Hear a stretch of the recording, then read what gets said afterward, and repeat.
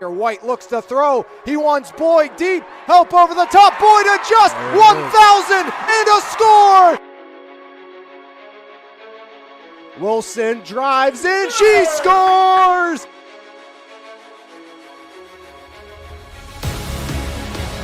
Jensen, Grayson, give and go. Jensen elevates and she slams it down again. Arlo, top of the box, a drive, and he fires it in. As Concannon hammers the back line. Striplings fires it up. Spencer in space. Just got it. Touchdown, Sarah Catholic. Blocks quick out to Martin. Breaks the tackle. Martin cuts far side. There goes Quinton. See you later. One play. Touchdown, Leopards. Quinton Martin for 6 from 36.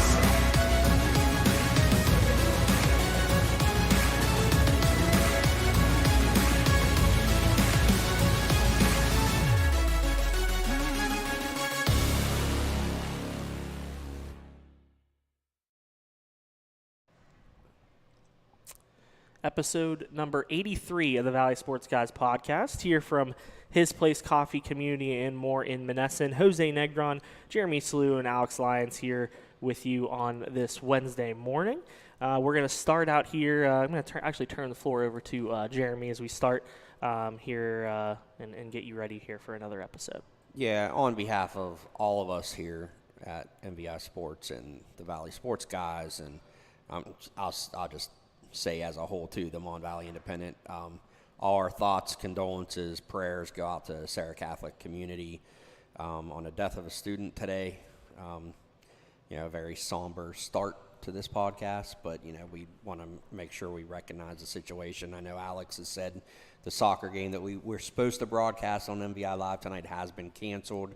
I'm assuming more Sarah Catholic events for the next few days, maybe up to a week, will probably be postponed. But yeah, very sad situation there at Sarah Catholic, and we're thinking about everybody over there. Yeah, nothing but love and support to a community of people that we've gotten to know very well over the last several years. Some great human beings over there, and thinking about them this morning. Definitely a tough thing to wake up to, and they're definitely on our minds this morning for sure. But we will.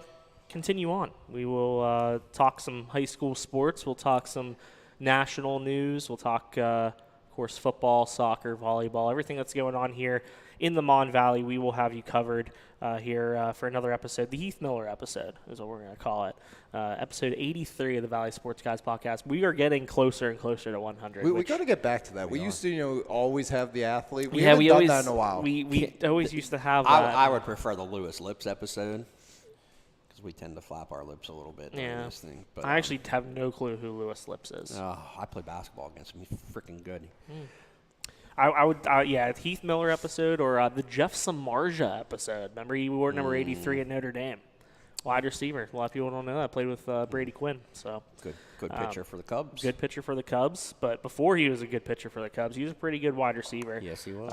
Over for the Fighting Irish. But nonetheless, we'll get going here and kind of recap the Friday that was in high school football. And I'm not saying this just because I was covering the game, but I think the story of the week were the Bentworth Bearcats pulling off a 28-0 upset win over the Monessen Greyhounds, albeit a shorthanded Monessen team. And I get that. And somebody posted, I put that, is the Bear doing the Bearcat thing? Well, and somebody commented, cool your jets. This isn't the same. It doesn't matter. Let Bentworth have its sunshine moment. Regardless, I understand that, when you're missing some key players, Monessen was missing their starting center. When you're missing Tyvon Kershaw, who was out with an injury, those are two big losses, and they had a few other ones. But second time ever, you have to give Bentworth its credit, because they played a phenomenal game. And Monessen still has athletes. Davon Burke was still in the lineup. They have Rodney Johnson was in the Rodney lineup. Johnson actually played a big role as well.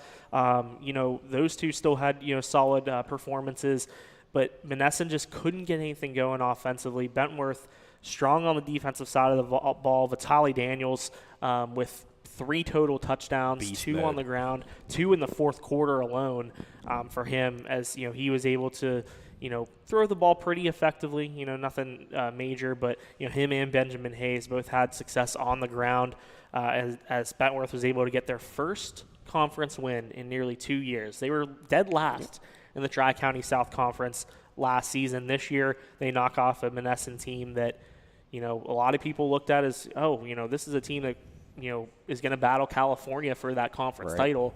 And now Monessen, even if they do have some fresh bodies coming into Friday night, they face a very tall task in facing the California Trojans on the road. And I was going to say, that's the thing. Like, Monessen, this is a win that they needed going into California, because that could start a bad streak. And now you have to start thinking about it. There's a chance Monessen may not even make the playoffs now, which is kind of unheard of.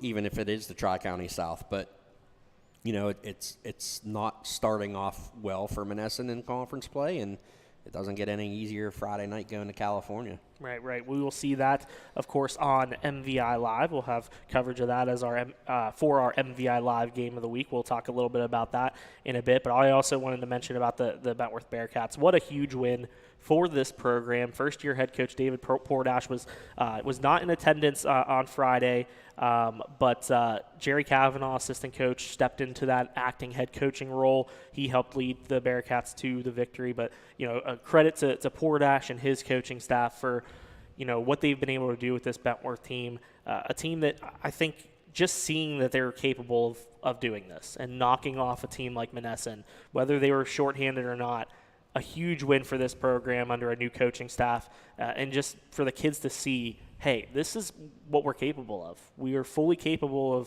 of doing this week in and week out. We just have to put everything together and play our brand of football.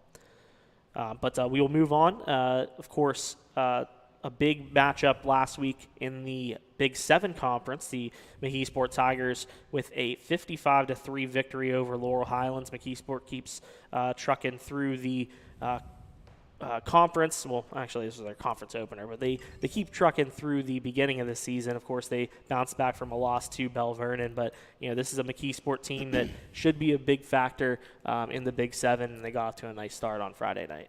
Yeah, and I think for McKeesport, it's just going to be a matter of getting ready for that big game at the end of the season against TJ, because like we thought, that's probably going to come down to a conference title. I mean, there's going to be some tough roads. I know TJ struggled a little bit with Latrobe early on, but, they finally got it together.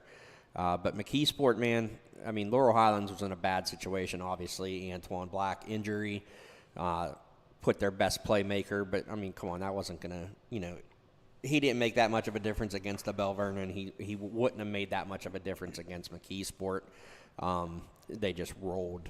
Yeah, I think in McKeesport, they're the real deal this year. Yeah. I truly believe so, and I think you're going to have an even better idea of how that picture is going to unfold after Friday night, not because of who McKeesport plays, but we talked about Bell Vernon, TJ, they're playing, and we know one play away, McKeesport beats Bell Vernon. One play away from that win. So, any sort of a close game, or even if Bell Vernon comes out and puts another 21-7 victory like they did last year, which I don't necessarily think they will do. I think it might be a little tighter this season. But, I think you're in an instance where, is it McKeesport once again finding a way to kind of maybe consider themselves the top dog inside of, one of the top dogs inside of the 4A classification, obviously. I mean, it's a loaded classification, but they've been close the last couple years to getting to the championship game, that overtime one you think of heavily with the missed field goal by one of the best in the business at the time. But I think it's a team that maybe, not just conference aspirations, but getting to that championship game. And, a couple years ago when Aliquippa beat Bell Vernon, they almost beat Aliquippa that year. So, I mean, you never know once you get in. And I think McKeesport, the way Tarker's taken over, the way Anthony Boyd's helped taking over, along with Keemon Spell, and I think he's just going to get more and more work as the season goes on. It's going to be a very dangerous team by the end of the year. And they already are. And leading up to that, matchup with TJ in the last game of the year, I mean, they're going to have their hands full with a very good Trinity team. Much better Trinity team, for sure. You know, with Jonah Williamson, who obviously we know the Williamsons very well. You know, he's a very talented quarterback down there. 200 last week. I was going to say he ran for 200, threw for 200. So McKeesport's going to have their hands full. I just think when it comes down to it, there's too many athletes for McKeesport in that game, and I think it might be a little bit closer than 55-3. I think Trinity is going to give them all they can handle, but especially taking that road trip down to the Hill. But I think McKeesport will come out of that on top, and then you look at the rest of the conference, Ringgold, Latrobe, Connellsville, you know, kind of upstarts, but not there yet. So I think McKeesport should get a win and kind of try not to look too far ahead, but just take it 1 week at a time. Right. So, but yeah, you mentioned Keemon Spell, and you could see it from, you know, game one to where they are now. He's getting more and more involved. Yep. You know, punt returns, I mean, very reminiscent of a bigger, you know, kind of Devin Whitlock, Quentin Martin kind of action. I think he picked up a pit offer this week, didn't he? He got a pit offer, and I believe he got one more. I can't remember who offered him. I forget where it was, recently. yeah. But, you know, and all that attention's going to be shifting to him pretty soon. So, 2 touchdowns on Friday night for him. So, I mean, he's going to get involved more, and the Tigers are just, you know, going to continue doing what they do with that offense. And, you know, Tarker's throwing the ball. I think he threw for over 120. UNLV was the other offer. Yeah, Tarker had two passing touchdowns. So Yeah. McKeesport's starting to show the passing game off a little bit as well. Right. And you know, Coach Matt Miller said that's always something they've had. Right. You know, it's just they've never had to go to it. And, you know, now they're going to it voluntarily and to get Spell involved a little bit more. And, you know, we saw it, you know, against it was a Penn Trafford whenever they had the trick play. I mean, they're implementing so many different things into their offense, so that way they're even more difficult to game plan for. It's enough to try and game plan for a triple option offense, but when you have to also worry about some other things that they're putting into their offensive game plan, I mean, it makes it even more difficult. So, for sure. McKeesport becoming a much more difficult team to plan for week in and week out. We mentioned the Thomas Jefferson Jaguars. They got a 41-14 win over Latrobe on Friday night.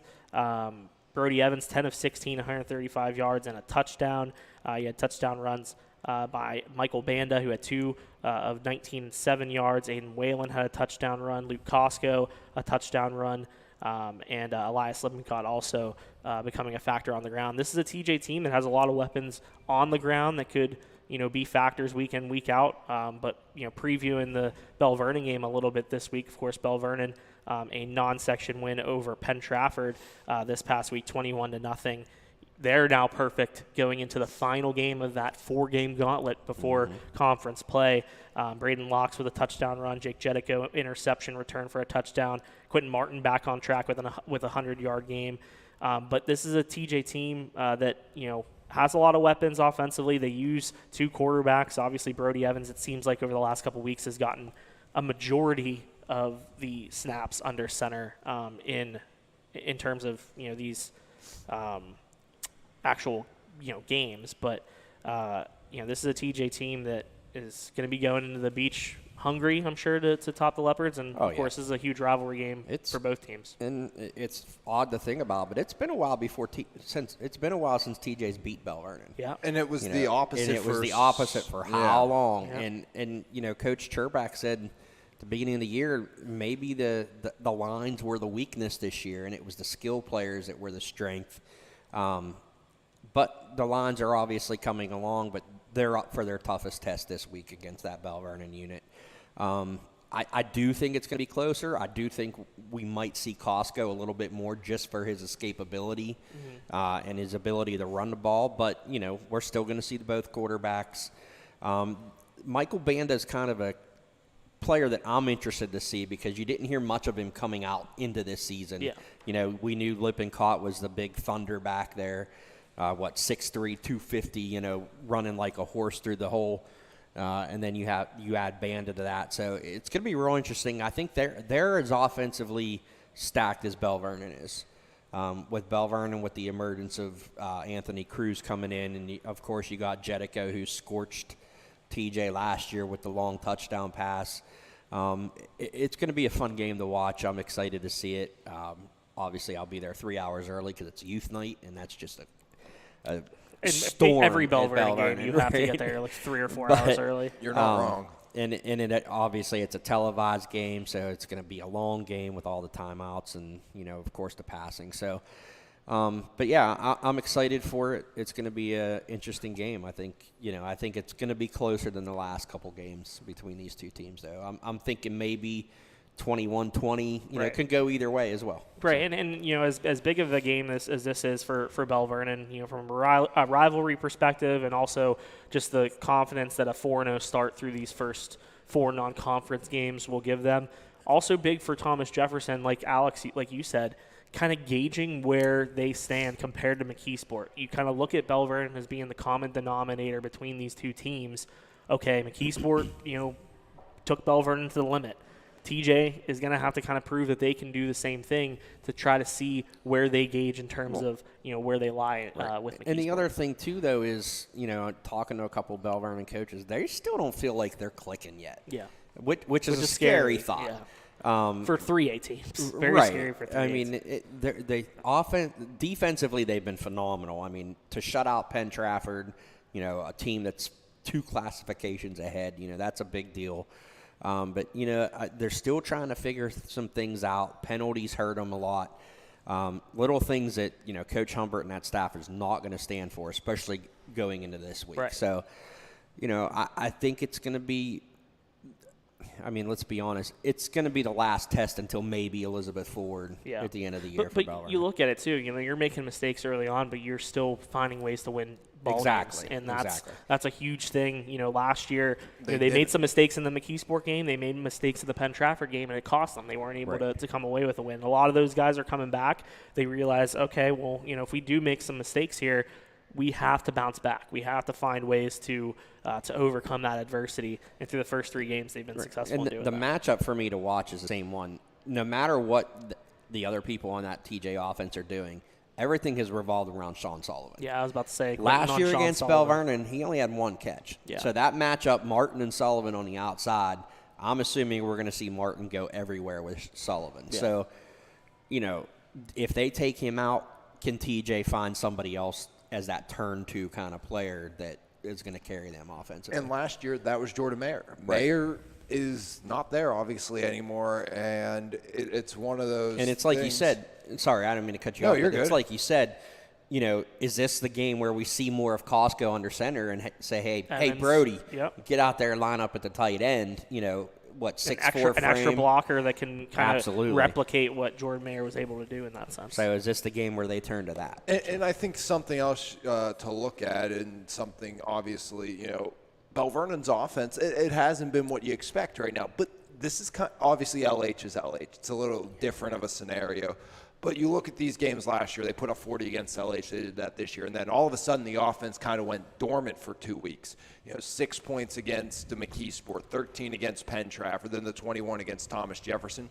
That was a season ago, and it's kind of the track they're on this year. Yeah, the defensive touchdown last week.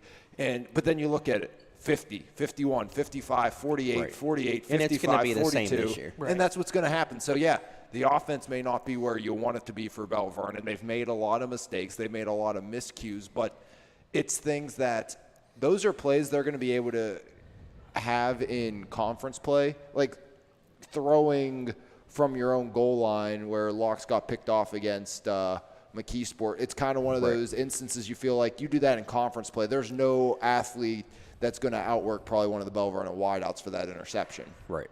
So I think it's one of those, the offense is going to come around. It's going to be a lot better here, and I think Braden Locks is going to get a lot better once conference play starts. And a big difference between this 4-game slate last year to this year is they're winning, but also they were it was Braden's first year as a starting quarterback. Yeah.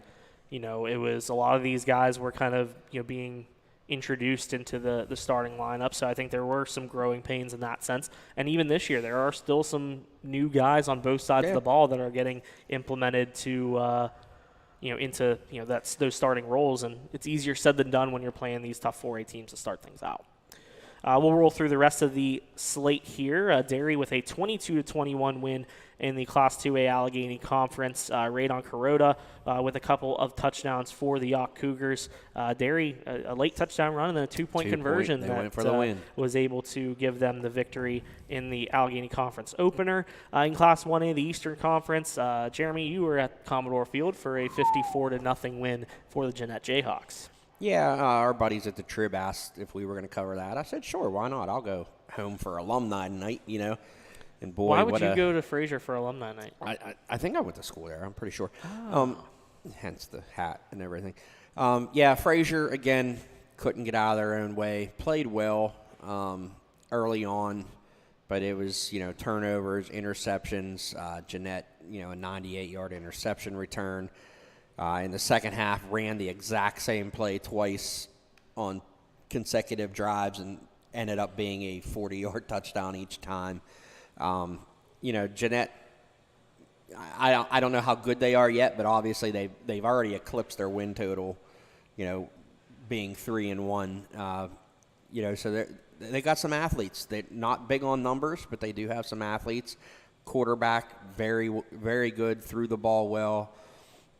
Ran the ball well after having only 4 completions last game. Coming into Fraser, he finished 9 of 9. Head coach Tommy Pallone for Jeanette was, excited about the week of work that he had put in, and then going into what he did against Fraser. But again, Fraser just interceptions, turnovers, had a couple injuries as well, but still can't get out of their own way. It seemed like the big splash plays were what really hurt the Commodores as well. Yeah. I mean, just looking at their box score, you had a 21-yard touchdown pass, a 43-yard fumble recovery, Right. 22-yard run. The tackling was terrible. Yeah. I mean, they've had chances to keep them out of the end zone. They just couldn't finish the tackles off, and it was bad all around. Right. Also in the Eastern Conference play, Clairton a 35-3 victory over Riverview. Michael Wright with 3 touchdown passes, 242 yards through the air in that victory for the Bears.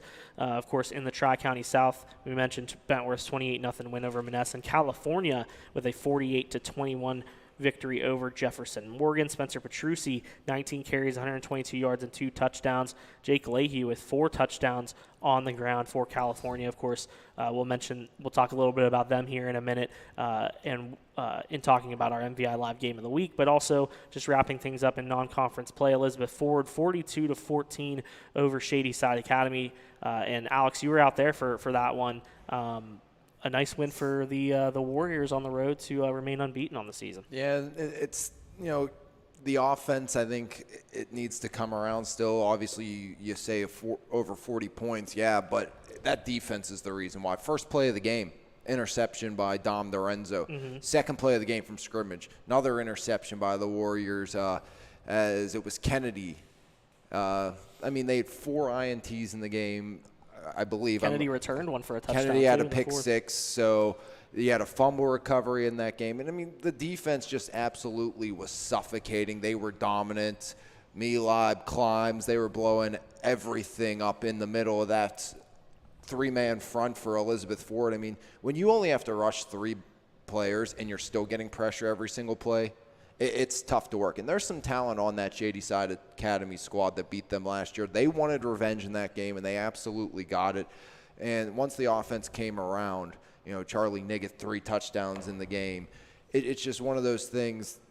They are a very talented team, but they're missing, I think, that explosive piece. Besides Niggett, they don't have those true explosive plays so far this season. Again, when you have a lot of young pieces, you have to wonder, is that the reason why? Right. Messina, a first-year starter at quarterback. Niggett, of course, he's going all over the place, lining up in the backfield, lining up out at wide receiver. He threw the ball for 27 yards, 19 yards receiving, 90 yards rushing. He did it literally all for Elizabeth Ford. But, Jace Brown's a big bruising back, but they need another kind of speed piece, it feels like, on that offense.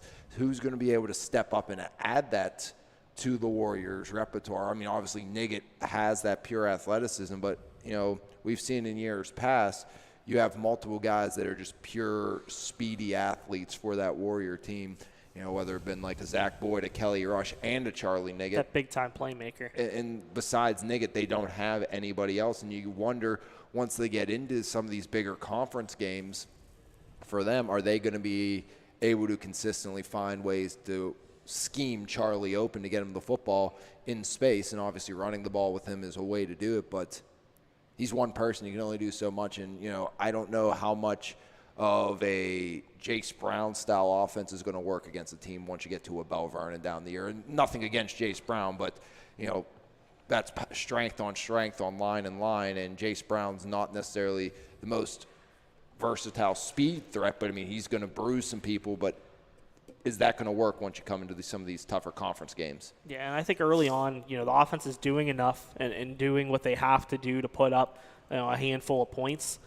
Defensively, the Warriors have just been so strong. And talking to Coach DeMarco last week, he said that the big key for them was shutting down the passing game. Shadyside Academy has a very potent passing attack, a lot of really good receivers. I think their one freshman receiver actually received an offer from Pitt the weekend before Bonner. that game. Yeah, so, they have a lot of really good weapons in that passing game, and it seemed like for the most part, they give up the 2 touchdowns.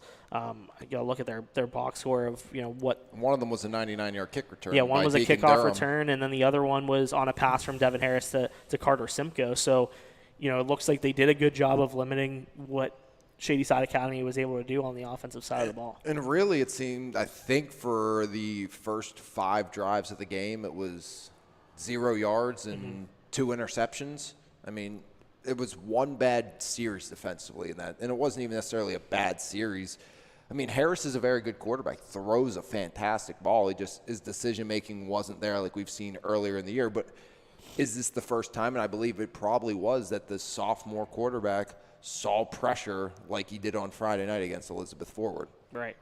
Looking ahead to this Friday, of course, we'll have you covered with the Mon Valley Independent Sports Department and on MVI Live. Of course, Jeremy will be at Thomas Jefferson Bell Vernon with Mike Darnay for coverage of that one. Adam Brewer will be at Monessen, California for our MVI Live Game of the Week. Alex, of course, will be there with full coverage on our MVI Live channel on Miradex. I'll be heading back to Elizabeth Ford for their matchup at against Knock. Should be a nice challenge for the Warriors. Battle of the unbeaten. Against the Knights. So something's got to give in that one. Liam Bellin will head over to Ringgold for their matchup against Connellsville. We'll also have coverage from our friends over at the Trib of Charleroi at Jeanette and Clairton at Leechburg. Also getting some help from the Trib on Saturday as South Allegheny takes on Shadyside Academy in a 2 p.m. kickoff. So we'll have plenty of coverage both Friday and Saturday of high school football, week number 4. Right? Yep. Week number 4 already? It's pretty crazy. Week 4. We'll switch over, talk a little high school soccer. Of course, a lot of action here in the Mon Valley. A lot of teams making some noise on both the boys and the girls side. Guys, what's kind of stood out to you over the last week in terms of some area soccer teams? I know the Charleroi girls team is rolling. TJ girls have won 7 straight. On the boys side, Sarah Catholic is getting into a groove. Ton of storylines here in the Valley. Yeah, I think, the big game on Monday was Charleroi and SA girls. I was at that one. It was part of a boy-girl doubleheader, actually, between SA boys and EF boys, which EF came out with a 5-0 win. But Charleroi girls, 16 seconds in, Bella Corrado with a goal, and then McKenna DeYounger scored the next 3. It's going to take a very strong defensive team and a defensive game plan for somebody to stop Charleroi's offensive prowess. Now, the thing is with Charleroi, like talking to Coach Cameron walking off the field, he needs to get other girls to be able to do just half of what Corrado and DeYounger and Ramsdale can do, whether it's serving a ball up front or just putting a shot on frame. But if they get that, they're going to be a really tough team to beat. What do you think's been different for them? Because we've seen this from Boots and Bella over the last 3 years. The difference for them, and I talked about it in my story. The difference has been Ariana Chaplaski, the freshman coming in playing that sweeper position in the back. gives them another steady defender. And, one thing Cameron said, and I talked to Coach Dyson at SA about, is Charleroi back line has the speed to offset SA's speed. That's how SA has been so good and off to such a good start, because they're up front Faster with than Riley everybody. Stetz, Lily Dranko, you add Abby Allen up there. They've been able to, beat teams down the field. But, Chiplowski played a great game on Monday against SA. And, I mean, early favorite for breakout player of the year, maybe. I mean, Maybe defender of the year. yeah. I mean, Coach Cameron had talked about her being the missing piece all season long, from the preseason preview up until now. She's just very savvy. She knows the game. She plays great angles on the ball. And she's been the difference right now. And she's stiffened up an already tough defense. Right. And, Charleroi last year, how many times did we see them win games 6-5 or 6-4? Or, now teams aren't scoring against them. So, they have a good – Monessen always plays them tough. I don't know if it'll be the case this year. But, Monessen's a handful with Sammy Saylor, so can Charleroi offset that tonight? I think Alex is going there tonight for MVI Live. I'll be there with print coverage. It's going to be real fun to watch, if this Greyhounds team can take a step and, maybe knock off the Cougars. This is I a don't, stingy – I don't think so, but, Monessen has a good young keeper in Ashley Volossin, who, is part of that California co-op. Sammy Saylor, Ava Petruska has been really good up front. So I'm looking forward to that. But right now, for me, the difference with Charleroi is, they're going to score their goals with Boots and Bella, and, even Taylor Ramsdale, has a ton of assists on long balls off of free kicks. She's put the ball in the back of the net. She's dangerous with her big leg. But for me, the difference for this year for Charleroi has been the defense. Yeah. This is a pesky Monessen team, too. I mean, They are. They have two lopsided losses to Shark Houston in Waynesburg Central, but, they got a victory over Best Center the other night. Both of their games against Bentworth and South Allegheny, they tied Bentworth, and then a one-point loss to South Allegheny. Right, and I was there for that Bentworth game, and here's the thing for Monessen. This game could easily turn out to be like the Chartiers Houston or Waynesburg game. Yeah. Very easily. I mean, Charleroi comes out flying like they did against SA. It's going to be a long night for Monessen. If Monessen can kind of feel them out for a little while and keep it close, take advantage of a mistake here or there. But this game, it would not surprise me at all if Charleroi ends up with like an 8-0 win. But it also wouldn't surprise me if it's like a 3-2 win. I mean, you look the last couple of years, it's been pretty high-scoring affairs. Last year, 6-5 and 8-3 between the two schools. I mean, I think goals it wouldn't be surprising, but remember, Bentworth was a pretty close game that first meeting. Obviously, if you're Charleroi, you were at Bentworth, which that's does the play thing. a big difference. The close games with Monessen have always been on that grass. Yeah. When, you get Charleroi on the grass, that's like the ultimate equalizer. So, And I think, but how much of an advantage do you think it's going to be for Monessen, at least coming in, that they played that? I don't know if it was their last. I'm not necessarily saying an advantage, but helped them out that their last home game or one of their last 2 or 3, I can't remember. They just played at Cal. right. Yeah, they played at Cal on Monday. They played at Cal on Monday. So you're going turf back to turf. So at least, you're not going from that natural surface. And so I think that helps a little. That's definitely going to help. But the thing is that doesn't help is, they won on the turf at Cal, but Sammy Saylor had 5 goals. Yeah. So, she's going to have to get past right that now. that Right back now, line to do she that. has to get past that back line, and they're probably going to mark her with Ramsdale. In the midfield. So. And Addison Conrad has been very strong phenomenal. for Charleroi. She was very good against. I mean, she gave up a goal against SA, but it was on a rebound. In a scrum in front of the net. So and SA has some talented she's been players very too. At Charleroi, this has been coming because this is a team that with experience you kind of figured they'd be in the position they're in right now. You knew they were going to take their lumps. You knew girls are going to have to get acclimated to Tom Cameron's system and how he runs things as well.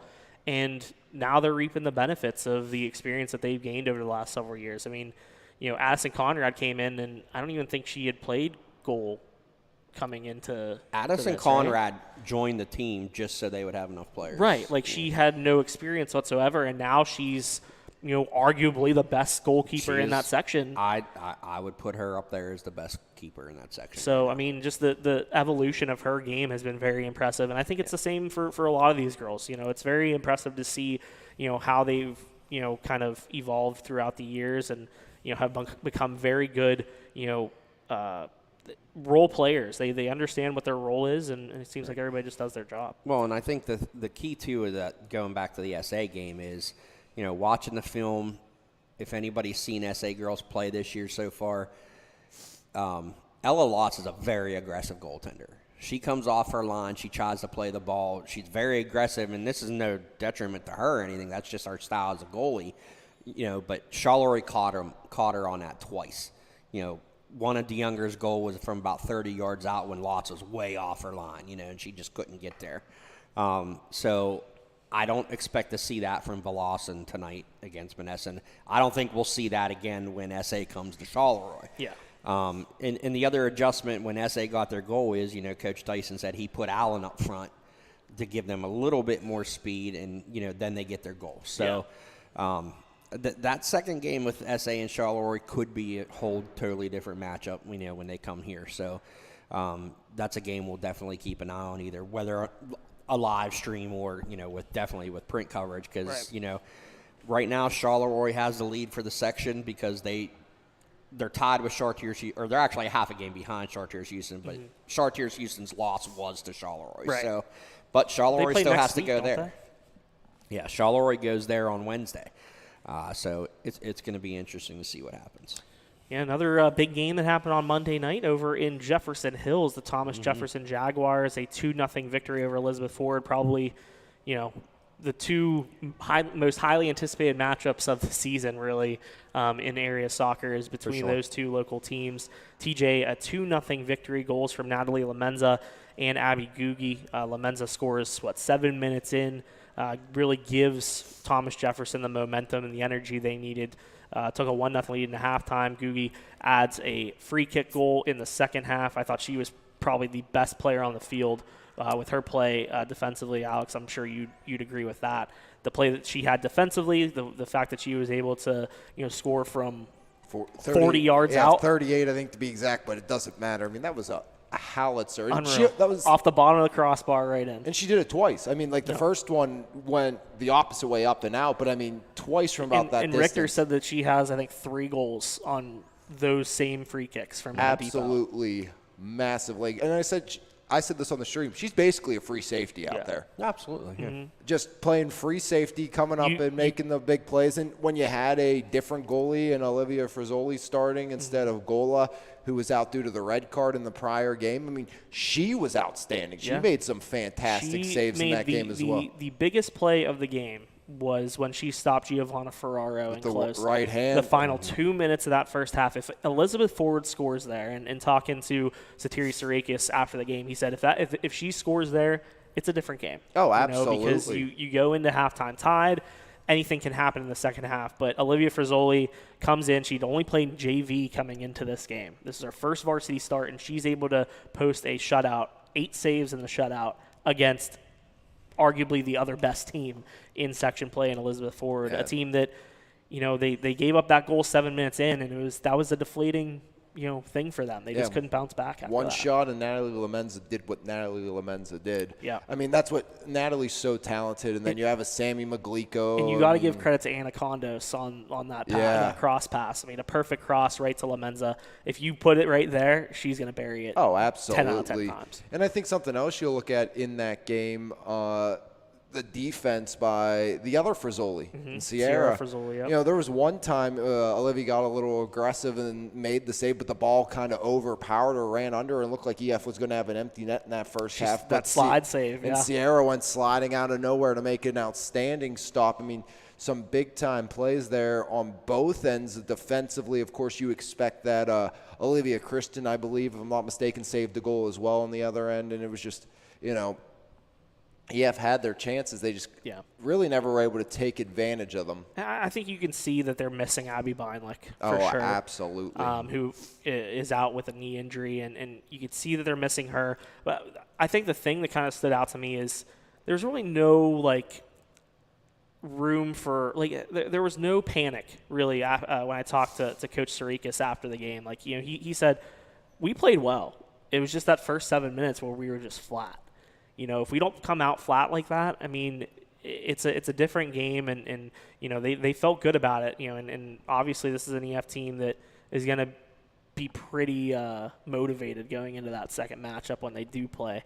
Not sure when that date is, but a big win for Thomas Jefferson nonetheless. I mean, that both of these games between these two teams are going to be close ones, and didn't disappoint. And here's the thing: last year, both teams won at home. Yeah. So Elizabeth Ford won the first matchup, and then Thomas Jefferson was able to win the section with their victory on their home turf in the final game of the section slate. The two teams do match up once again at Elizabeth Ford, 7:30 p.m. on October 11th. So that'll be another big matchup. And you look at it now, the way that this section is truly falling, lining up, it seems like that is going to be, once again, a game for the section championship, barring any fluky things like EF's tie last year that, you never know. And, Ringgold having the ability to maybe pull one of those maybe just went by the wayside. Even Laurel Highlands could pull something out. There are plenty of teams in here that could play spoiler. I think EF and TJ are very much the top two teams in this section, but I wouldn't count any of these teams out. You got to go in every single game and not overlook your opponent, because there are plenty of teams on these schedules that are capable of, And you have this up here, Jose, things. and I have two games. You look at really this one right here, this Bell Vernon game, or Bell Vernon for EF tonight. You had the TJ schedule, and Ringgold tonight for Thomas Jefferson. How much of a letdown game could you have possibly? Obviously you have so much talent on those teams. If one or two girls have a bad night, you still have enough pieces to kind of put the puzzle together. But, Bell Vernon and EF, that's always a pretty good rivalry. And, even though Bell Vernon's down, does EF have a letdown game? I don't think so at all. But those are the type of games. You don't think they'd have that against Ringgold last year either, after kind of smoking them at home. And I think after coming off a loss, they'll play a little more, a little more edge. But I would be surprised if you see a running clock tonight in that game. Yeah, and it's possible that TJ could be on that end. This is a Ringgold team that just lost their starting goalkeeper. So maybe they're gonna be more up for this game. And this is a very talented Ringgold team. I don't think that their record is really indicative of how good that they actually can be. They're 3-5-2 overall, 2-3-1 in section play. That tie against Bell Vernon, that hurts. That was tough. They've lost 4 of their last 5 games after starting the season 3-1-1. But this is a Ringgold team that you look at the schedule after this TJ game. You got some winnable games there with Connellsville, Albert Gallatin, Uniontown. Before you end your season. With EF, Bell Vernon, Laurel Highlands, and TJ. And you look at it, they need to beat LH, they need to beat AG, they need to beat Uniontown, and they need to beat Bell Vernon if they want to make the playoffs. They have to win those games, no ands, ifs, or buts. And it's the same thing for Bell Vernon. They got to beat those teams in order to get there too. It's TJ, EF, those teams I think are locks for the playoffs.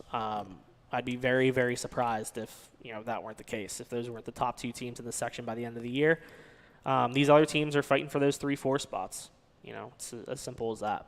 And you mentioned a team like Bell Vernon. Their issue is they can't score. Right. They're only putting up a lot of goals against Uniontown or Albert Gallatin. Mm-hmm. You're going to have to do it against Ringgold. You're going to have to do it against EF. You're going to have to do it against TJ.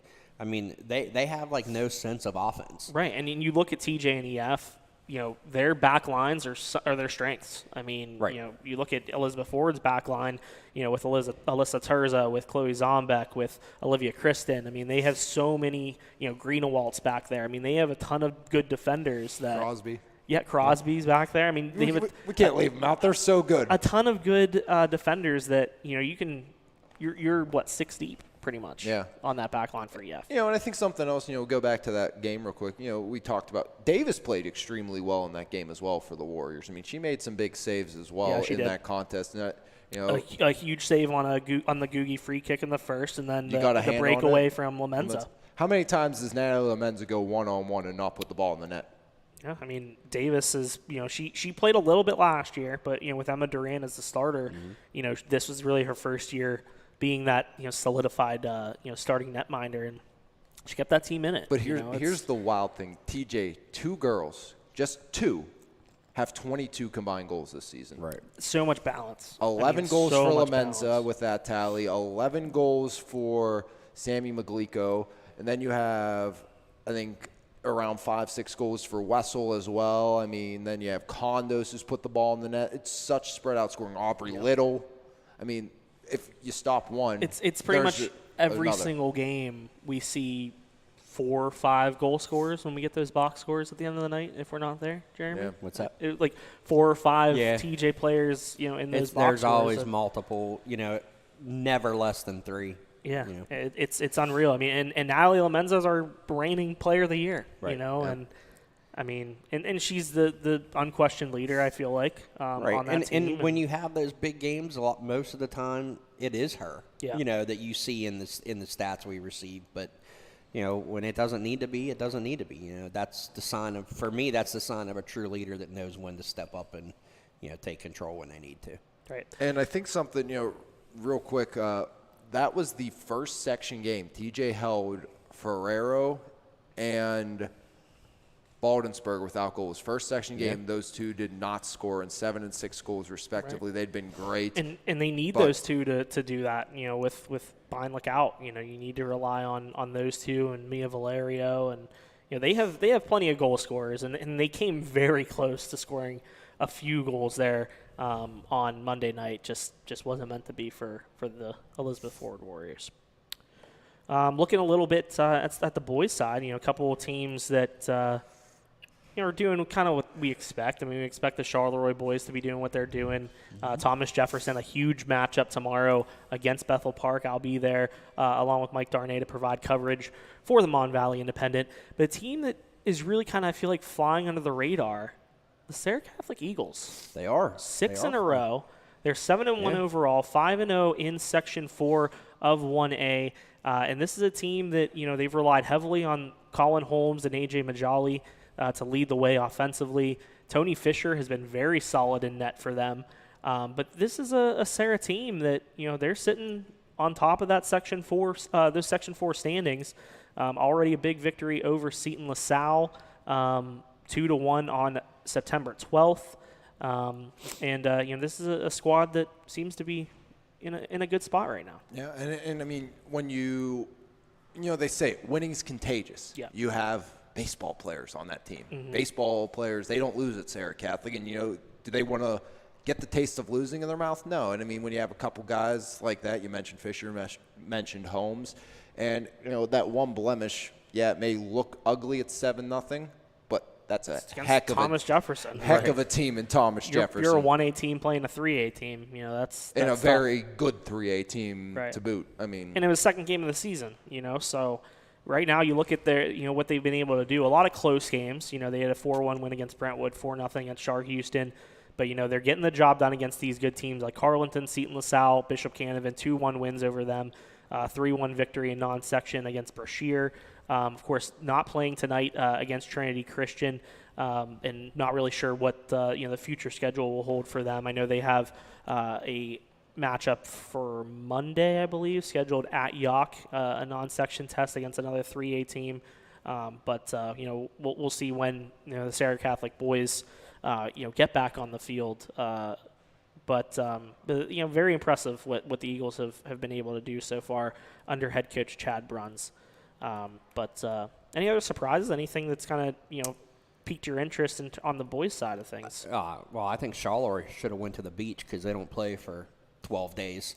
They're in the middle of a 12-day layoff. So I don't know what they're doing. It's going to be interesting to see how. I mean, I'm pretty sure I know how they'll come off of this layoff, but obviously well rested. Right. But just looking through the standings and everything, I think Charleroi is in the best position right now to take Class A. Honestly, I mean, there are some teams, but nobody is.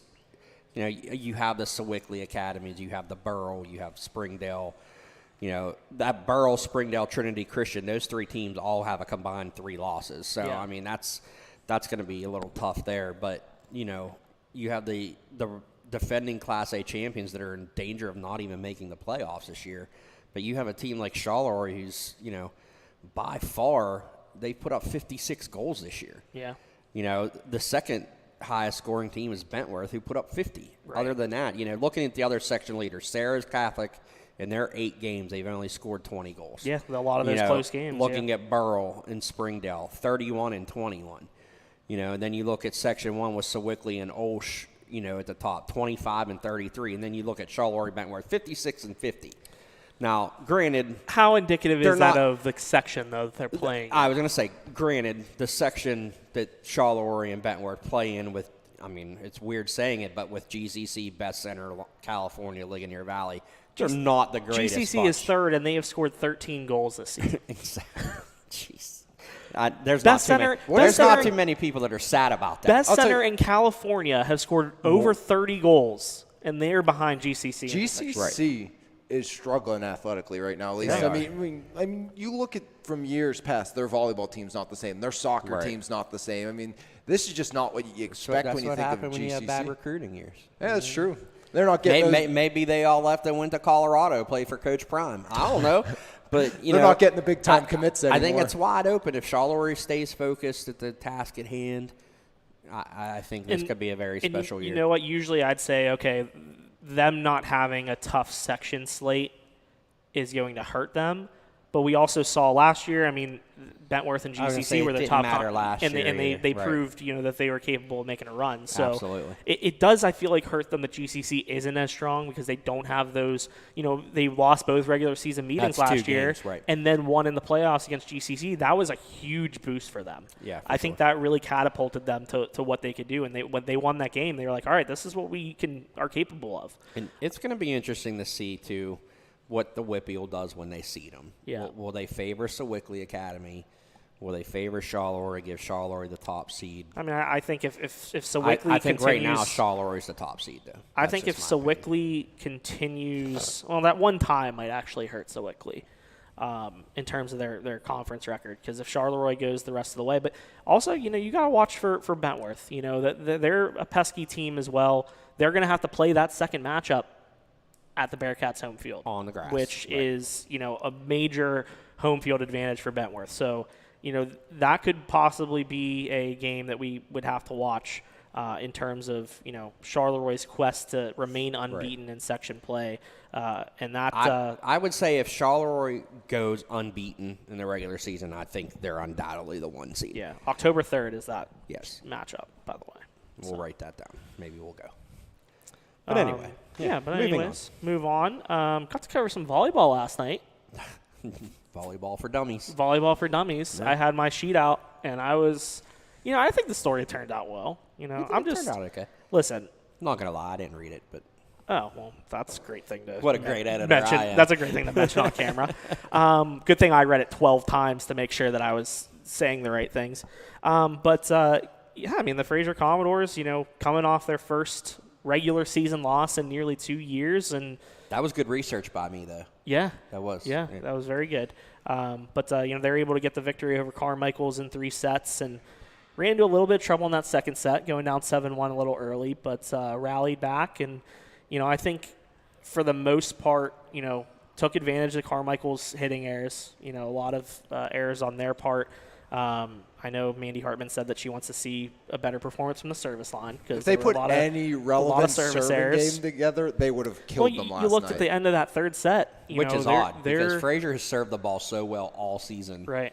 And, for them to do that. Well, they were up, 24-15 in that third set, closing things out, and then I think 4 straight errors on their part that kind of delayed the inevitable, really. And what I will say, obviously, and I was talking to Donnie before the game, he said, we laid an egg at Southmoreland. He said, we got to that 5th set, got down 8-0, and, Southmoreland was sick of losing to Fraser. But we were talking, and I said, with the team, really good. They are. The Doppelauers, McCutcheon. Both of my cousins play on there now, Riley Puckey, and now Sydney's a freshman. But that's they're team. really good.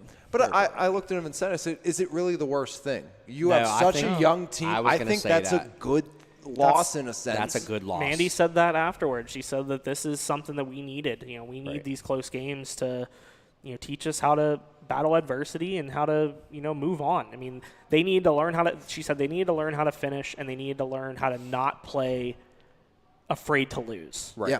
And, I think that was a perfect assessment in what they did last night. And it's odd because we talk about them being the defending Class A champions and everything, but they're still so young. Not a senior I mean, or what? Molly Two is the seniors? only Two senior. seniors? Just one. Just one? Just one. Just Molly's Molly. the only senior.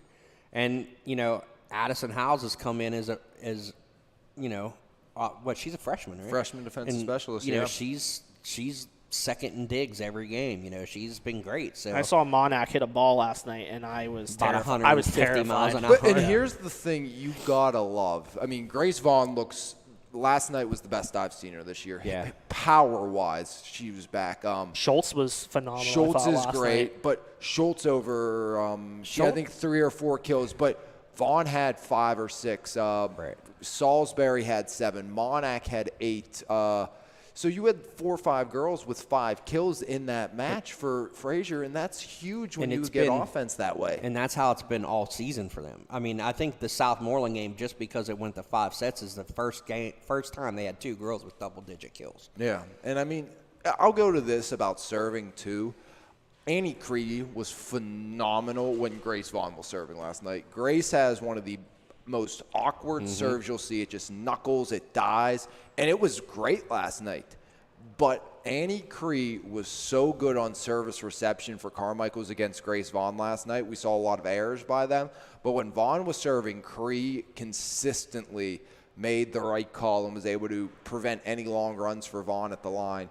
And, Cree's a good player. We saw Beth Cree do it for years there. That's a team that lost 7 girls from last year's team. Well, I think Cree and Barniak were really crucial during that 7-1 run to open that second set. A couple big kills by Barniak and Cree with some big blocks. Yeah, Cree had 2 kills and a block for the first 3 points in set number 2. She's good. She's going to be fantastic, just a sophomore. But, Fraser, they figure out their serving game. They have such a plethora of hitters. And you wonder, when it comes down to the real root of things, not that Allie hasn't done a phenomenal job when she's been setting, but when it comes down to the thick of things, does Grayson go back to that traditional setter role and you just let Grace Vaughn, Allie Monac, Addie Schultz, and Maddie Salisbury hit? I mean, I'm not going to second-guess Coach Oh, Ryan. I never will I either. would never guess it, but I think I would like to see more of Monac on the outside than the middle. Oh, yeah. For sure. She is because got a number cannon. one, the emergence of Addie Schultz in the middle is a boon for Fraser. Now, I think moving Monac on the outside, let her display that power a little bit more, because then if you add her and you have, Grace out there, that's 2 powerful hitters out there. And then you have the lefty in Salisbury. And then you have Salisbury on the other side, on the right side. So I think it's been good. We have to go back to soccer real quick. Okay. Because I don't want to give a shout-out against one of our teams because the Bell Vernon boys took their first section loss last night. But I will give a shout-out to my boy, Scoop Gillespie, showing that he's a better soccer coach than he is a basketball referee, getting that win for McGuffey. That's all I'm going to say. Okay. All right. Nice. Well, I guess the perfect segue out of this is just 2-1 was that score, by the way. So, it's not like Bell Vernon got blown out. Still in good position to, battle for a section title. So no harm, no foul. Obviously, something that they're going to have to learn from and build. And they're going to have to learn that other people are going to have to score to win big games. Than Trevor. They had balance last year. Trevor led the way offensively, and he's been doing it this year. But guys you had a guy like Kickle last year who was They've had guys that the Shankos have scored a couple times. But. Trevor has scored, I think, all but 88% 5 of their goals. Yeah. Right. And when you get to the playoffs, that's going to be an issue. Right. Do you want to put out a disclaimer, or not really a disclaimer, but just a FYI to coaches? If you send in results after 10:30, they probably won't be in the next day's paper. We do have a deadline. But we will print them in the next day. So we don't like to do that. We don't like to do that, but we will print them the following day. But just a FYI, get them in before 10:30. I know it's difficult after a game, especially when you're traveling and things like that. But our deadline's 10:30, helps us meet our final deadline in terms of putting out the final product. So just wanted to kind of put that out there. Also, be sure to send your results to sports@yourmvi.com. If you send it to our sports email, that means it goes to Jeremy and myself. Every night it's kind of different in terms of who's doing what Who's putting together the roundup for the night, who's putting together the box scores, who's laying out the design. Everything you see in the sports section, it's done by us two. Us two. Right. So if you send it to the sports email, it goes to both of us instead of sending it to just Jeremy or just me, and then the other one doesn't really get it. So it allows us to both be on the same page and really helps us out a lot. But again, we will thank everybody for sending their information. Yes, 100%. And the other thing, all the cross-country stuff that came in yesterday as well. Yeah. That takes us a while to go through it and through all the score sheets and get all of our locals. So that's why that's delayed until tomorrow. Yeah. My daughter had a basketball game, which we're going to touch on in a little bit here, but so I was out for a period of a few hours, but that's why stuff just gets pushed down. It takes us time to translate some stuff, and but we'll get it in, I promise. And don't be like those people that don't send us scores just because you lose. Just because you lose. I mean, parents still want to see their kids' names in the paper. There are some. It irritates the hell out of me, but there are still some football teams that aren't sending their results on Friday nights. I mean, it's borderline ridiculous, but we shouldn't have to, with a short staff, it's hard to be at every game every week. So just please bear with us and be cooperative. And we just want it so we can, share what the kids are doing. We want to have their results in.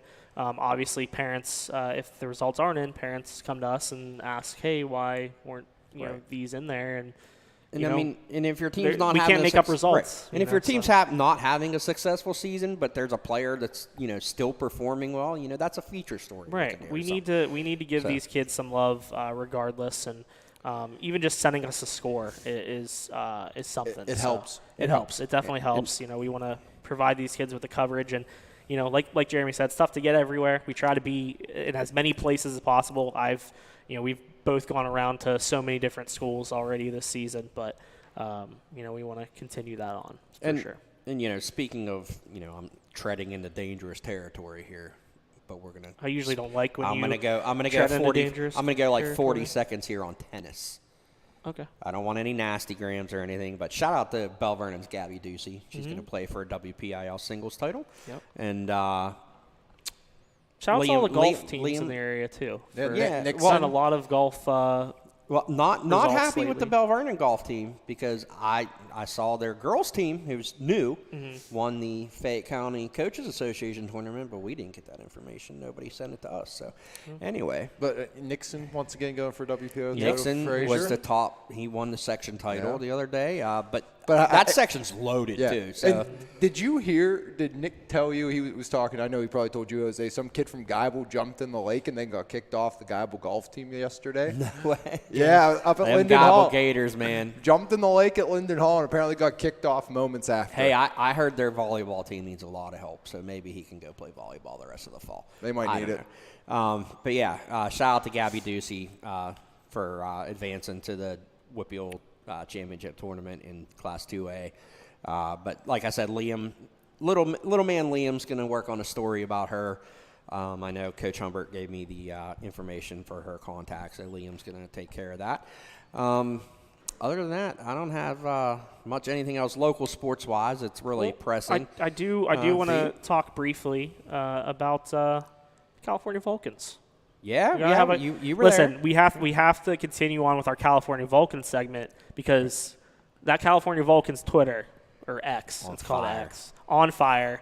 We appreciate the support from all the Vulcans, and but got to talk a little bit about Cal getting that defeat, just a tough defeat, 44-34 at the hands of number 14 Shepherd. They had them. Just some mistakes, Right. 3 turnovers that kind of proved costly. 2 of them in that first quarter that kept them from getting on the board early. And then, late interception that allowed Shepherd to get that insurance late in that one. But what an offensive performance by this California team. Over 500 yards of total offense. Davis Black, 19 of 31, 411 passing yards. I believe that puts him top 10. 290-yard receptions to for Willis, to Eric right? Willis. 4 touchdown passes for Davis Black. Willis, 6 catches, 274 yards, and 2 touchdowns. He averaged 45.7 yards per catch. And he's second in program history in single-game receiving yards. I think he was 7 or 8 shy of Gary Brown. Yeah. So a huge performance in the passing game. Omari Hopkins had 7 catches, 73 yards, and 2 scores. I know Coach Dunn wants to see more guys get involved in the passing game because he had 3 guys with over 50 yards, receiving, but need to get more guys involved in that regard. Shout out to our boy Bobby Boyd, right? Bobby Boyd, a phenomenal performance. His first career start, I guess. I can't remember if he actually was the one who started in the backfield. I think it might have been Devontae Williams. Okay. McCann was out. He missed. That's right. He was out an injury that was kind of bothering him throughout the week. Did not really practice much. Boyd steps in, 21 carries, 97 yards, his first career varsity touchdown. He did leave late in the game after getting hit. I don't know if it was a concussion or not, but he did leave late in the game and did not return. But I think that was more just kind of precaution for him. But we'll see if he'll be in the lineup this weekend. But, this is a Cal team that, mistakes really cost you. But if they're able to do this offensively, like right now, Davis Black is looking like the real deal. I was going to say, I it's think a lot of we new found, pieces this year. Yeah. We found the replacement for Noah Mitchell, talking to, Chad Salisbury, just in passing, they didn't know who the quarterback was going to be even after spring ball. So, that was kind of up in the air, but, they found their replacement, and they're still a really young team. Yeah. And that's that same thing. It's a high ceiling on this team. Right. And, a loss like this to a very good Shepherd team, again, as you mentioned, Shepherd's always good. they are ranked 14th. And, you look at it, hey, you regroup, you learn from this, and you go from there. This is a young group, a lot of talent, and you still put up 34 points, a couple of miscues you clean up, and it goes your way. Yeah. And that's that thing. You get that right at the right time by the end of the season. Obviously, you expect Cal to be, another winning, successful season, especially with the way they've came out and started this year, that, you grow, you learn from this tight loss to a very talented team. Okay, what did we do well? What do we need to change? And by the end of it, with all these young players getting this invaluable experience, it's going to be a Cal team that's not just going to be set up for the end of this year, which I think they're going to be able to compete once again. They've already proved it with how they played Shepherd, but they're going to be set up for the long run to compete for the next couple of years to be very successful. And honestly, when's the last time they weren't one of the top 3 teams in the West? It's Cal, IUP, Slippery Rock. Yeah. It's those 3 teams just continue to beat up on each other all year. One of them's going to finish first. That's just the way it is. Yeah, I think you know what this defense is going to do. Shepherd's going to score regardless of who they're playing up against. That's a tough offense to go up against. They can run the football effectively. They throw the ball well. So I think Cal's defense is in a good spot. They have some guys who are going to make an impact every single night. Offensively, you got to be encouraged by what you saw this week. You saw Davis, I feel like, be more comfortable back there throwing the ball. He also ran for 43 yards. You got to be encouraged by Eric Willis, who I think surpassed his complete season total from a year ago. Yeah. So you got to be encouraged what he can bring as as the undisputed number 1 in this passing game when you lose, a couple guys, including Jaquay Jackson, who's now, at Rutgers. So, this is a team that I think is going to get better as the season goes on. And, even in a loss, you got to be happy with the way they battled. They led on a few different occasions in this one, So I think that kind of just let it slip away against a really good team. But Cal, I think, is in a good spot even after suffering that loss. Yeah, and speaking of some PSAC things, congrats to Bell Vernon's Cole Waitman. Yep. The PSAC West Defensive Player of the He's Year been this phenomenal week. through the first He's few been really games. good. Man, I would have loved to see him at Cal, though. Yeah. Our number 1 fan, Delana, just reports that Legend Davis will be back here September 30th playing at Cal with Clarion. And I will go on record and say, Clarion suffered bad loss on a flea flicker to Lock Haven, but I was watching. Don't worry, live. Delana. Oh my gosh! Legend got pushed. The receiver pushed off, so I got your back. That should have been a flag. That was rough. And we'll be there for that game. Want somebody to be there, for so, sure. If not, we'll come and tailgate. We'll hang out. As long as Kens don't have a game. But I think that's local college wise. I think we touched on everything we got. Yeah. You guys want to talk about those Pittsburgh Steelers? Nope. I do want to say this. Narduzzi needs to figure out how to coach. Soldier Kovic needs to figure out how to. Oh, deal I mean, with at this booze. point, and again, I'm not a pick guy. I was glad to see West Virginia win. I mean, as simple as that. But here's the thing: do you think that he will not let a Penn State guy come in and save him in Christian Veilleux? I mean, and I don't. Is he that type of person? I don't think it has to do with Penn State. I just think it has to do with the fact that he's loyal to his upperclassmen. He's loyal to the kid that came home. I think it's all dumb. I mean, Veilloux's not a bad quarterback in any means. Yeah, I mean, Veilleux he gives you the running ability. I think Veilleux, if you want a guy more like Kenny Pickett, Christian Veilleux has that athleticism. Is he going to be nearly as good as Kenny was in college? I don't necessarily think so. It's just going to get worse this week when North Carolina crushes them. So yeah, Drake May's just going to go out and throw dimes all over that team. All right, are we ready to move on? Because I got another email this week from our buddy the Bleacher Creature. Oh, so don't worry, the T-shirts are in production. If we could ever find out who this person is, but I got, it's like bleachercreature@gmail.com or something. I don't know, but he sent me a message, so we're going to get to it right now. We need some like intro music for the Bleacher Creature or something, but anyway. Remember when my intro music used to be Eddie Guerrero's theme song? Right, Latino Heat. Alex, you gotta bring it back. So, here we go. Again, disclaimer, this is not us. This is not us. I promise you on everything that is holy. So, Thoughts from the Bleacher Creature, Volume 2. Here we go.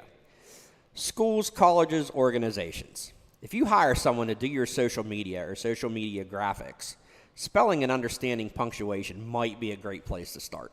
Nobody is perfect, but, capital but, if the issue becomes consistent, it might be time for a double checker on staff, or a sports editor, or a reporter.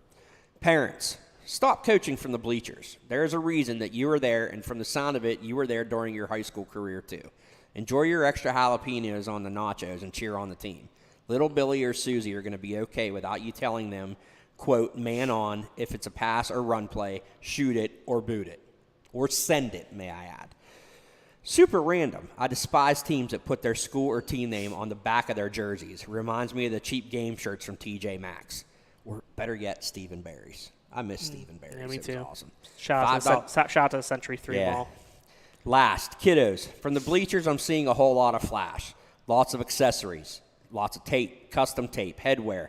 Just tons of extra, but sometimes the game on the field doesn't really equate to all the drip. Let's focus on the craft, being consistent or even great at what you're doing. Those pics look good on the gram, but your inconsistent stats don't in the MVI paper. Until next week. Bleacher Creature gives some good points. I will say, and I'm going to get into it now, shout out to the Little Leopards last night because their play did equate to the drip of their new uniforms. Fire, total fire. Yeah. But anyway, shout out to assistant. You should show up Chad in Carrata. you should show up in like chains and stuff like Coach Prime. I might. Put your Twitter handle on the back. I'm going to get a Bell Vernon sweatshirt that says I'm not hard to find. I think you should put your Twitter handle on the back, and you should put like all your tweets like John Fetterman and stuff on there. I already blew him up during the podcast. Why do you keep tweeting public officials during our podcast? I don't know. It's fun. Anyway, but yeah, shout out to the Bleacher Creature. You see more what I good, have to deal with? Shut up. More insight from the Bleacher Creature. We really appreciate it. I mean, and you know it's not us because we don't have this way with words. I'm not even. And let me tell you, we got a lot of rave reviews about the Bleacher Creature this week. We did. I got a couple emails from the Bleacher, or not from the Bleacher Creature, but about the Bleacher Creature. Oh. So we're gonna get we got Gangrene at Bell Vernon, so we're gonna get like a Bleacher Creature like fan page or we fan might we might have to. I don't know. You never know. So, you got anything that's kind of like. No, shout out to my Bell Vernon girls again, 6th graders. Mm-hmm. Big 19-12 win. Real high scoring. Yeah, high scoring I see affair. that, yeah. 19-12 win over Chartiers Houston last night. Even the Chartiers Houston fans were commenting on how nice our uniforms were. Mm-hmm. Shout out to Chloe Skibo, had 8 points. Diala Lightfoot had 4. How many Kens do you have? None, but she played great defense. Best screener on the team, and she put up a classic hook shot. Kenzie says that she can't shoot, but I disagree because she would shoot during court time, and she's completely fine. What happens in games? No confidence. We come up with a system now. Chad is coaching Kenzie, and I'm coaching everybody else. Oh, okay. Because she don't want to hear from me, so she's going to hear from Chad. Chad's coaching her from the rafters, like freaking Sting. Yeah. So He's in the parking lot coaching at one point, probably. Yeah, it's a great. Is it been difficult to keep Chad from roaming? I had to tell him to sit down a couple times last night. I did see a picture of him like kind of in the corner. I'm like, Chad, you can move closer to the bench. Yeah, about a minute 30 before, after warm-ups, before the clock, he's out taking group pictures and stuff, headshots. Everyone get together. Come on. It's great. But, yeah. You got to love it. Got to love it. It's awesome. But, fun time. So, back at it next week against South Fayette. We'll see how we do. You got those Norwood Knights on the schedule? No, they don't come to Washington. They're probably scared. Yeah, they're scared. We do have the Norwood Knights in the Winter League, though, so in the regular season, we'll get them again this year. But, yeah, shout out to them. Other than that, I don't have any grievances to air. It's been a good week. Nice. Yeah, it's been calm. Three coffees helps with that. So it sounds like we got a Team MVI tailgate, being planned here in the chat. So for what? The for Cal game. The Clarion Cal game when Legend comes home. Oh. So it's gonna be there. So I think that's Chad's in. Casey's looking like he's liking it. All right. So we're in. I mean, I'm gonna have to wear the red and black, but it's all love. It's all love. Yeah, I mean, I think that's one of the best things about covering the Cal games is not only are we going to provide coverage for our local college as always, but getting to see the Valley kids come back. I mean, it seems like every team in the PSAC has somebody from the Mon Valley on their team, and gonna be cool to see Legend do what he did at Charleroi once again here in the Valley. Speaking of the Cal U Twitter, we got to give a shout out to Spencer on the birth of Landon. Yes. He's now entered the dad zone. Yep. So shout out to him. Yeah. Anything else you guys want to touch on before we kind of wrap things up? Maybe the Steelers should make their defensive coordinator the offensive coordinator because he has as many touchdowns as the offense does this year. Yeah, the defensive coordinator is still just as bad. I agree. Let's just talk about this for a second. If Nick Chubb's leg doesn't practically get ripped off, Steelers lose that game. Oh, absolutely. By 2 touchdowns. Or if Deshaun Watson was any sense of an actual NFL quarterback. Listen, he was just trying to figure out what parlor he was going to after the game. I said that to Jose up at TJ. No, Guys, I'm trying to talk about the actual game. no happy ending there for Deshaun. Wow, real original, Jeremy. Funny, but still. I think the big issue for the Steelers is that everybody thinks that there's just one thing wrong. There's 18. Everybody's like, hey, Kenny Pickett's not the problem. Matt Canada's the problem. No, everything is the problem. Listen. If your name is not TJ Watt or Alex Highsmith, you're a problem on this team. I'm sorry to say it, but those are the only two players who showed up on Monday night. Alex Highsmith with a pick six, and Alex Highsmith with a strip, and TJ Watt scores a touchdown. They outscored the offense. For the love of God, please do something. And, also, can we talk about why aren't you letting Boswell kick a couple of these longer field goals? At least try one. He has a big leg. Listen, just give him the opportunity. Last week, everybody was saying that, and I'm not saying that it's not an issue because it is, but they were saying the punter was the biggest problem. The punter wasn't the biggest problem last week. It was the fact that you couldn't move the ball and you were letting Brock Purdy do absolutely everything to you. I will say this was the first game where I've ever seen a kick returner toe tap a Gunner. kickoff. Gunner. Why? Whoever even agreed to not cut him needs to be fired. Shout out to my buddy Josh who texted me right when Gunner toe tapped, and he had some unflattering things to say about his performance. He also did not like Ray McLeod when he was the return man, so he's very much does not enjoy what the special teams is doing. Who would have thought people would miss Anthony McFarland? Right. Bring like back McFarland. Lima He's fast. Swede. I bring back couldn't Ray catch a cold. McLeod. Gunner makes Lima Swede look like a Pittsburgh hero. Well, I mean, Lima Swede couldn't catch a cold, Jose. Remember Listen, that. one of Yeah, my I guess at least Gunner could catch the ball. Funny story. Until that other time, he got blown up. When the Special Olympics organization, we played against the Steelers for charity for a fundraiser, and Lima Swede Yeah, was you on told the me team. this. Yeah. And he caught an alley-oop pass, and running by him and saying, "Too bad you can't catch a football like that," was like the highlight of my life. the highlight. Oh my God! But yeah, I mean the Steelers just I don't know.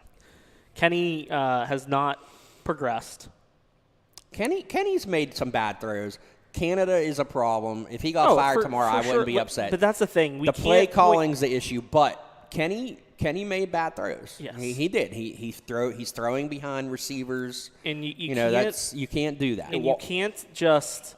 You saw the touchdown to George Pickens. That was a big plus. But you can't forgive everything just because they made one big exactly. play. And here's Najee the thing. Harris is awful. And Najee Harris. Here's the thing right there. Right now, though, Kenny Pickett is still the second best quarterback in their division. Yeah. Burrow, he's probably not playing this week. So Deshaun Watson, happy Charles massage parlor. I don't know. Let me ask you a question. But Kenny's probably statistically wise, he's the best. He's the second best quarterback in this division. Let me ask you a question. At any point, if this continues to happen with Kenny, do you at some point say, Mitch, let's see what you can do? I don't think they will. I don't think they will. I don't even think I would. I mean, I think it would depend on if their record. If they're 1-8, maybe. Now, if you're 1-8, you absolutely don't. And you just think get Caleb Williams and say, "Sorry, Kenny, this didn't work out." Listen, Mike Tomlin already hates the media as it is, and he's already a total jerkwad every time he gets in front of the media with all his cliches and crap. But standard's the standard, boys. Right. If you start a quarterback controversy, that would be the worst thing for him. Mm-hmm. Yeah.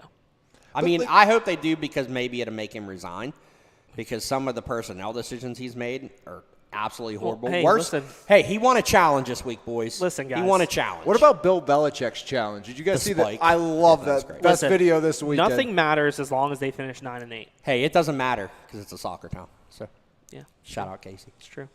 But we will wrap things up here shortly. Yeah, right now. Right now. We're done. Yeah, we're good. No more ranting. I do want to give a shout out to our sponsors for this football season. Of course, Planet Roof, E-Paints, and Highway Appliance. Thank you for your constant support. Also, Marie Slagus for her constant support as well over at Howard Hanna. Could not do it without them. We appreciate that more than you know. If anybody else wants to look into advertising with MVI Live, the Valley Sports Guys podcast, contact this guy. Look at him. He loves phone calls. That's the face of somebody who loves phone calls and emails about advertising. I'd welcome it. Yeah, I'd welcome it too. But as we close things out, I'd like to remind all of our loyal viewers, subscribers, listeners, readers to follow us on social media on all our platforms, on MVI Live, on our MVI Sports account, on all our personal accounts. Of course, Jeremy has you covered with updates on the MVI Sports account. I have updates on my personal J Negron MVI Twitter page. Alex has you covered on the MVI Live Twitter. So be sure to show us some love. I'm trying to get to 1,000 followers. Once we hit 100 episodes, we're going to get a Valley Sports Guys Twitter too. Yes, yeah. So we have to hit that threshold. We got to get to 100 episodes and got to figure out what we want to do for episode number 100. So if you have any ideas, feel free to reach out to us about what we can do. We want to make it special. 17 away. This is something that we're going to get Delana to come and host that episode. We should. She is our number one fan. You interested? She is. She'll you respond in chat. She will be there. Let us know. She's bringing snacks. You're just being like, yeah, you have to bring snacks. Right. You have to bring snacks. But we want to do some big stuff for episode number 100. This is something that we've done for 4 years now. It took us a while to get to 100. Yeah, it's taken a while. We've taken some time off in between. We're bringing Casey back. He's in. I already talked to Casey about it. He's already in. So we'll bring back some old faces from the beginning, and we're really excited to get to that 100 mark. It's been a fun ride. We've been with you. Can we get a Bleacher Creature costume? I don't know why you're talking about ideas while I'm trying to close things out here. I don't care. I'm just throwing it out there. We probably could. Delana's in. Thumbs up all around. All right, nice. But a lot of plans for that. We got some ideas. We're getting there. We have to figure it out on a calendar when it's actually going to be. Yes, 17 weeks. We're on a good pace where we've done 4 straight weeks, I think, of this. Yeah. We're on a good good run here We're on a of, good run. of consistent episodes. So we'll keep it going for all of you. We appreciate the support of everybody who tunes in every week. We appreciate the support of MVI Live. We appreciate the support of our content in the actual newspaper. Could not do it without any of you. So again, any parting words, guys? Nope. Coaches calling your scores. Yeah. Don't call them in. Email them in. Yeah. But we will see you tonight at Charleroi for Charleroi-Monessen girls. And then we will see you on Friday night live from Elizabeth Forward. MVI Live will have coverage of Elizabeth Forward's home matchup. Or not, no, we don't. No, that's completely wrong. We do have to say, to find out what we're doing, we started running the graphics in the paper now. Yeah. And in look the at that, not e-edition, listen to me. Look at that. Schedule always, of course, subject to change, right, Alex? tonight? But, well, tonight's a different Yeah, but I mean, like, that's you never understandable. know. But, I mean, somebody just may say, hey, we don't want you here. Yeah, So. things change, but California-Monessen Friday night. Which is practically what Mike Crown told me when I told him I might see him next week for the Bell Vernon football game at SA. He's like, yeah, you don't have to come to that. Oh, okay. But, yeah, anyway. Okay, so 100th episode mid-February probably. mid-February. Yeah, that's I was going through trying to count. I took a couple weeks off. Well, there, with a obviously couple with the weeks off, holidays we and might stuff. wait till spring or something. Yeah. I mean, it might be nice weather. Yeah. But anyway, we'll figure it out. But it's coming. Yeah, it'll be a good time. We're excited to see what we We're can do with we're it. gonna go to Remix right now and talk to Dawn about having it there. Okay. Yeah. All right, cool. But for Jose Jeremy, said he's gonna buy me something. yeah. All right, let's get out of Let's here, go. boys. We're out of here. For Jeremy on. Salou, I'm Alex Lyons. I'm not Alex Lyons. He's Alex Lyons. I'm Jose Negron. Thank you for joining us. I appreciate it. Hey, I wait, love one you more all. thing. Just kidding. Let's go. I love you Bye. all. Bye.